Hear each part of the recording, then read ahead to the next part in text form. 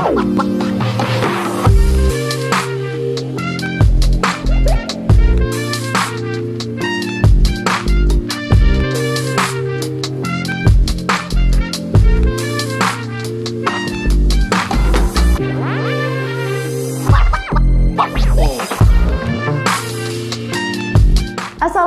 warahmatullahi wabarakatuh, sahabat masa kini, kembali lagi bersama saya Putri Zidni di Masa Kini Talks. Hari ini kita udah nggak ngomongin masalah seni fotografi, seni tari. Kali ini kita bakalan ngobrol sama abang ganteng, ya, pembisnis muda. Itu nggak cuman go nasional tapi udah go internasional. Penasaran nggak bisnisnya apa? Langsung aja kita bakalan ngobrol bersama Bang Roza.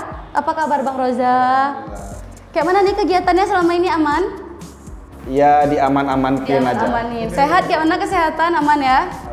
Alhamdulillah. Karena pandemi COVID-19 nih ya, heboh satu dunia, semuanya di lockdown. Kita yang punya pekerjaan hilang pekerjaan, yang nggak ada pekerjaan dapat pekerjaan gitu kan. Oke Bang, langsung aja kita bahas nih, bisnis abang tuh apa sih? Sahabat masa kini penasaran nih dari tadi nih. Ya. Assalamualaikum warahmatullahi wabarakatuh. Saya ingin menyapa dulu Kak Putri, terima kasih atas undangannya, dan sahabat-sahabat masakini.co. Saya Roja Saputra, putra asli Aceh Besar, namun saya lama di Malaysia, mulai dari lulus SMA sampai dengan 2020 kemarin. Bisnis saya di sana tahun 2015 saya mendirikan namanya Rumah Roza, yaitu sebuah bisnis homestay apartemen. Jadi kita bahasa di sananya itu sublet. Jadinya kita sewa beberapa apartemen di satu bangunan untuk kita sewa per tahun ya. Terus kita sewakan lagi per hari. Jadi sebenarnya kita enggak membeli apartemennya. Kita menyewa selama setahun, kita sewakan lagi per hari. Dan itu kan ada musim-musimnya. Kita jadikan hotel lah istilahnya. Nah, berjalan sekitar 3 tahun itu sambil saya kerja tuh. Saya kerja di multinational company namanya Everest. Kita buat human resource, waktu itu SDM lah di sini lah. Istilahnya SDM. Nah, pulang kerja saya lanjut bisnis gitu. Jam 5 pulang, saya lanjut bisnis. Jadi 80% dari tamu saya waktu itu adalah dari luar, artinya dari luar Asia malah, dari Eropa kebanyakannya. Karena kita memakai aplikasi namanya Airbnb. Airbnb ini waktu itu belum terlalu dikenal di Asia, masih di Eropa sama di Amerika. Karena foundernya juga dari Amerika, Brian Chesky. Nah, setelah berjalan 3 tahun, saya sudah siap nih secara mental. Saya resign dari tempat kerja, saya full sampai 2020. 2020 awal kita sudah ke Turki untuk survei buka cabang di sana. Dan 2020 awal juga kita jadikan angel investor kita CEO supaya manajemen perusahaan lebih tertata, gitu kan. Selang 3 bulan dari Januari, ya pandemi. Itulah yang tadi Putri bilang ya, yang ada kerjaan, kehilangan pekerjaan, yang nggak ada, jadi ada gitu kan. Untuk omsetnya nih Bang, selama berapa tahun tuh Abang berkecimpung, berapa sih kira-kira kalau dirupiahkan? Dirupiahkan lah ya, sekitar 2-5 M per tahun ya, per tahun maaf. Bukan, per tahun. 2-5 M. Nah, cuman kan besar tuh. Bisnis di kami ini itu 80% lebih itu pengeluaran banyaknya. Jadi 20% untuk pribadi, gitu, 80% untuk pengeluaran. 20%-nya itu kita bagi lagi nih dengan investor yang lain, dengan tim yang lain. Takut sahabat masa kini cewek-cewek jomblo pada serbu Instagram abang nih, emak nih abang nih udah jomblo gitu kan, ganteng, penghasilannya 2-5 M, abang mau deh, abang mau gitu kan, adik mau bang, salah. Udah nikah? Oh, udah nikah. Sahabat masa kini udah gak jomblo lagi, udah jadi suami orang. Tahun berapa bang abang nikah bang? Sebelum pandemi, 2019. Oh, sebelum pandemi. Berarti orang Malaysia nih calonnya? Enggak. Orang Aceh? Enggak, calon sih udah. Oh, orang Aceh. Udah istri maksudnya. Udah istri sekarang orang Aceh? Orang Aceh. Orang Aceh, tetap orang Aceh ya. Sahabat masa kini ini udah suami orang ya.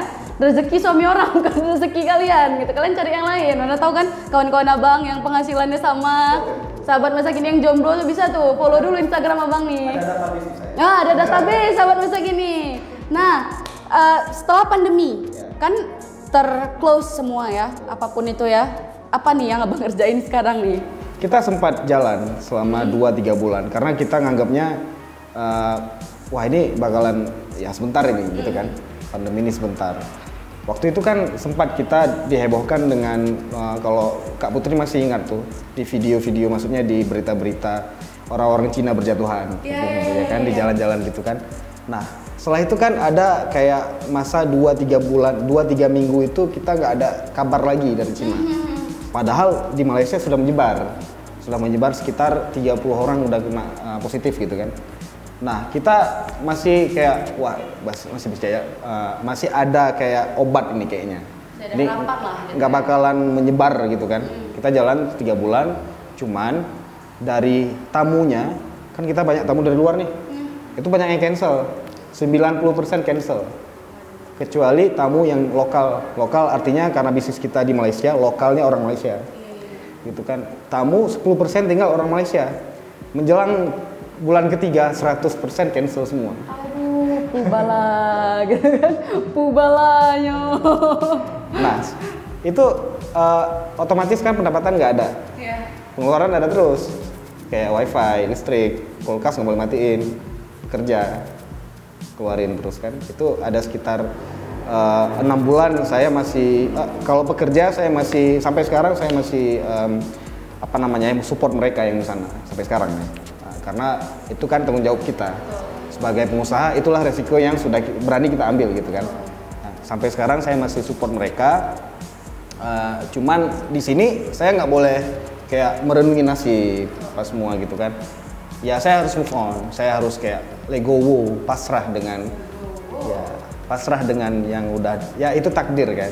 Artinya kita nggak bisa melawan. Nah di sini saya sempat beberapa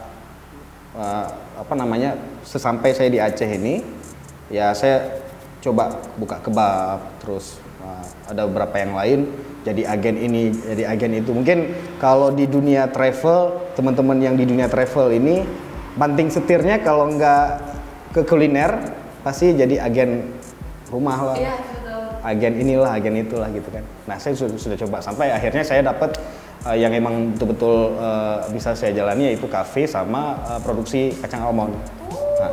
Produksi kacang almond? Kacang almond. Di sini? Di sini di Aceh. Ada kebunnya?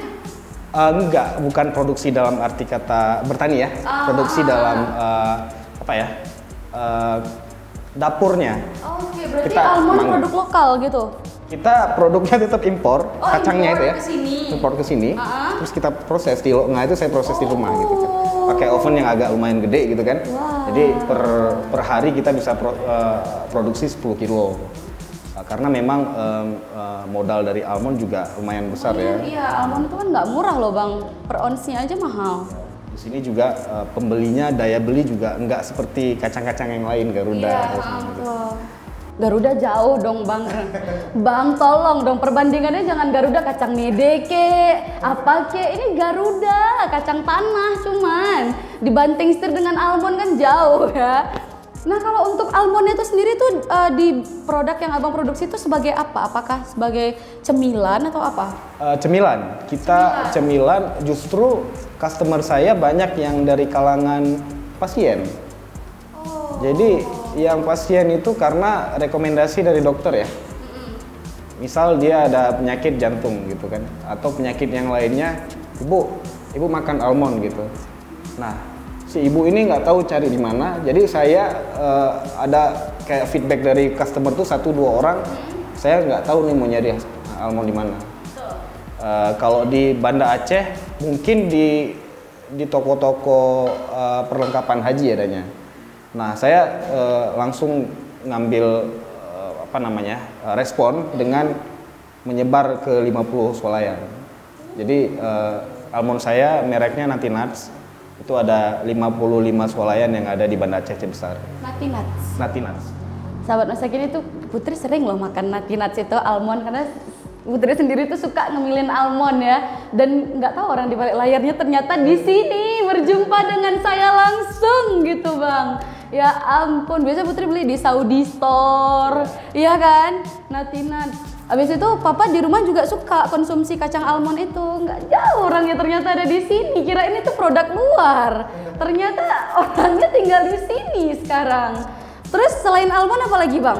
Ya kita punya kafe, sifatnya bisnis keluarga yang ada di Lunga. Saya kebetulan nikah sama orang Lunga. Jadi saya nggak pulang ke Aceh itu sekitar 12 tahun lebih. Jadi SMA saya di Bogor, terus ke Malaysia sekitar 10 tahun lebih. Baru pas pandemi inilah yang periode paling lama saya di Aceh. Jadi saya kayak kalau dalam bahasa orang kampung saya repatriation namanya. Jadi saya kayak harus belajar lagi nih dari teman, udah pada hilang temennya kan. Karena teman saya di Aceh itu sampai SMP aja. Terus dari segi apa ya, komunikasi dengan masyarakat sekitar kita harus pelajari lagi. Jadi secara nggak langsung saya ngikut keluarganya istri, karena keluarga sendiri saya korban tsunami. Keluarga sendiri udah nggak ada gitu kan, ayah sama ibu udah lama nggak ada pas tsunami, tinggal sama adik berdua. Nah, kita memang berjuang lah, sama-sama berjuang. Nah ini dengar-dengar kan bang, Malaysia udah mau buka lagi nih untuk kedatangan dari luar negeri itu ya. Tuh kira-kira gimana nih rencana abang? Apakah kembali lagi ke Malaysia untuk stay di sana atau tetap di sini? Wait and see sih. Saya lebih ke wait and see karena pelajaran saya ketika membuka outlet kebab pertama itu saya nggak wait and see. Saya lebih ke ceroboh. Wah ini harus ada bisnis langsung nih biar kita karena di sana kan udah nggak ada pendapatan di Malaysia, biar kita tabungan kita ini nggak terbuang gitu kan. Nah ketika saya ceroboh begitu, ya saya nggak punya ilmunya, karena dalam bisnis itu harus ada juga ilmunya. Saya nggak punya relasi di sini, semuanya karena dulu sempet jadi bos sekitar 2 tahun, pas sampai ke sini pas ya istilahnya jatuh ya. Iya. Ya ngebosi ya tetap ke bawah. Ya apa habit yang dulu itu ngebosi, jadinya semuanya harus ada pekerja. Nah di situ saya jatuh 2 bulan jalan minus sih, minus terus kan. Wah, yang tadinya kita pengen uangnya kayak keputar, jangan habis, malah habis karena ada bisnis. Nah untuk pertanyaan Kak Putri tadi, gimana planning saya ke depan, saya wait and see. Karena kita nggak tahu COVID ini kan varian banyak gitu kan. Udah alpha, delta, nanti selanjutnya apa lagi gitu ya, kan.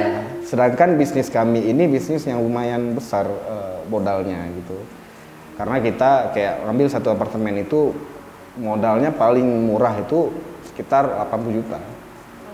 Paling murah satu apartemen. Kita ngelola kemarin sekitar 15 apartemen. Itu kalau teman-teman pernah ke KL yang ada infinity pool yang di lantai 48 langsung view-nya langsung Menara Kembar KLCC. Nah itu kita kelolanya kita spesialisnya di apartemennya kayak gitu. Nah, dengan bantuan aplikasi yang tadi Airbnb. Nah untuk almond tadi nih Putri masih penasaran, abang ngambil dari luar negeri berarti kan? Import ke sini, negara mana tuh bang? Kalau almond itu California tetap. Dan kalau boleh sebut namanya Diamond itu paling besar lah. Karena memang California produksi almondnya memang besar ya bang. Terbesar ya? Dunia. Terbesar di dunia memang. Nah terus kalau abang ambil dari sana tuh import ke sini, untuk penjualan di sini apa ada untung? Jujur tipis. Karena apa ya, daya beli kita masih kurang. Iya betul. Dan pengetahuan orang tentang almond itu masih kurang.